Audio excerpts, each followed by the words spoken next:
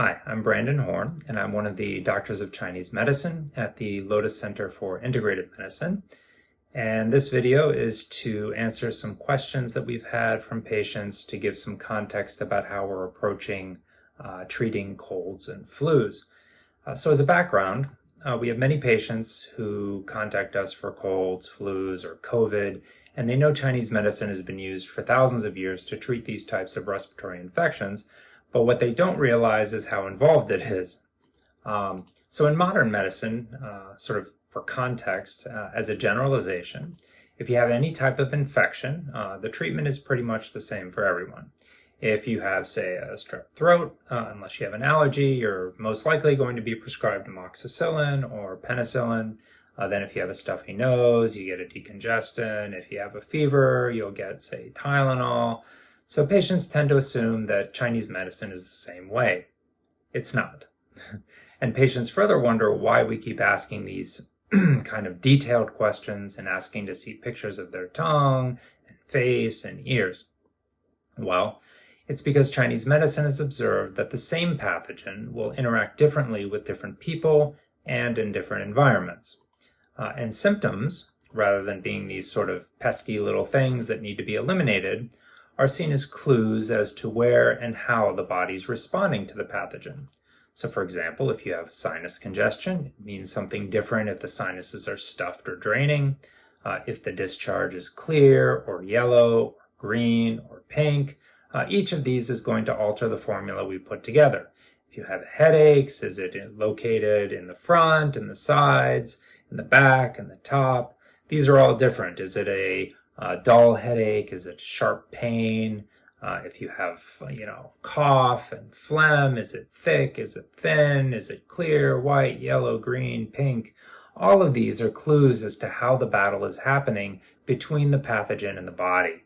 And each of these will suggest a particular selection of herbs that will help eliminate the pathogen where it's at and not inhibit the protective responses of the body. So symptoms, of course, are one set of clues, but we also need to see the resources the body has and what's going on that may not be presenting symptomatically. And so we look at the tongue and the face and the ears to give us information on that, because these are microsystems of the body, and they can give us sort of clues about where the battle is happening now, as well as where it may be moving to, meaning we often need to add in prophylactic herbs to keep the pathogen from moving to its next destination.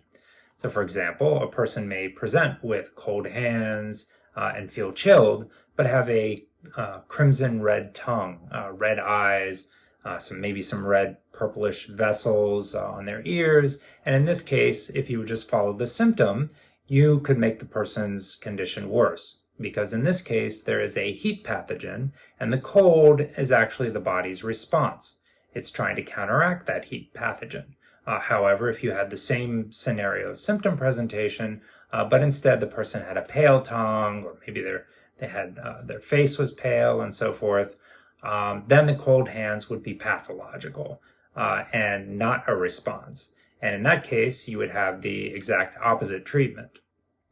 So sometimes we may see, for example, the face color change in certain areas that reflect portions of the body where there aren't any symptoms yet. And this tells us the pathogen's moving there. And so we need to prescribe some prophylactic herbs to address a part of the body where there may not be any symptoms yet.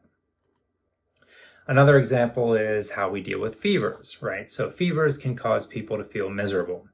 Yet they're usually the body's response to fight off a cold, to sort of burn it up, so to speak. Not just a cold, of course, but you understand what I mean.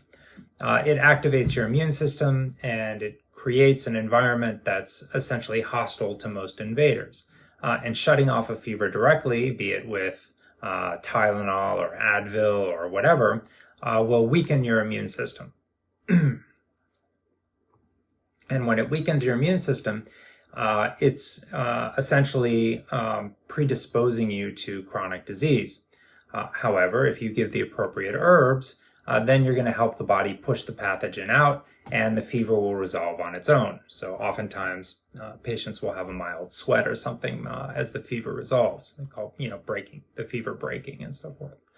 So because of this, in pediatrics, we advise our patients to not treat fevers. Rather, we prefer that they support the body with fluids, right? And if parents are uncomfortable with that, which there are a number of them who are, then we help to lower the fever, but we also add in various antimicrobials to help the immune system out, since we're actually, in a way suppressing the immune system. If we go along with their requests, then at least we try to counteract that. So now it's also important to understand that the improper treatment of respiratory infections can lead to chronic disease. So it may not appear right away, but if we neutralize the body's defenses, or what we call symptoms, it logically gives the pathogen a better chance at invading deeper areas of the body. So in Chinese medicine, there are various layers that pathogens can access once they get past our initial defenses. And these are what we call the deeper layers. And they can include the joints, the nerves, the internal organs, the brain, and so forth.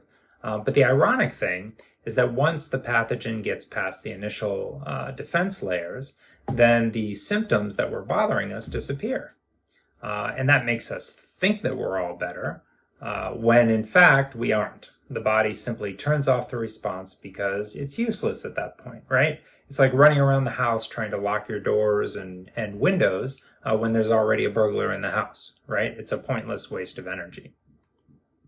So again, we feel better acutely, but now there's a pathogen in the deeper layers, and that can lead to these chronic types of diseases that we mentioned earlier. So with COVID, everyone by now is familiar with COVID being able to cause a variety of vascular problems and invade organs such as the heart. But this only happens in people whose immune systems are unable to prevent the pathogen from going deeper. And this can be because a person's immune system is weak, which, by the way, could be temporary. For example, family stress, work stress, holiday stress, and so forth. Or because of certain treatments like taking Tylenol or steroids at inappropriate times, or both. And so this is something that we have to keep in mind. Now, there's also this sort of in-between state where the body isn't strong enough to kick out the COVID, but it is strong enough to keep it from going deeper. And this is where we get what we call long COVID, right? So people are somewhat symptomatic for long periods of time as the body and COVID engage in this kind of tug of war, right? Now, it turns out that this also happens with most other upper respiratory infections, like most colds and flus and so forth. But because there's a microscope on COVID, people think it's only COVID, but that's not true at all. And this is why researchers were saying that COVID is no more deadly from a cardiovascular standpoint than other common upper respiratory infections. And this is absolutely true. So all of this is to explain why we don't just give people herbs without a consultation in our clinic, and why we make you fill out a form and send us pictures of your tongue and ears and face and so forth. It's because we want to gather the information we need to make a proper prescription for you. So hopefully that clarifies things. And if you have any questions further on this, please let us know.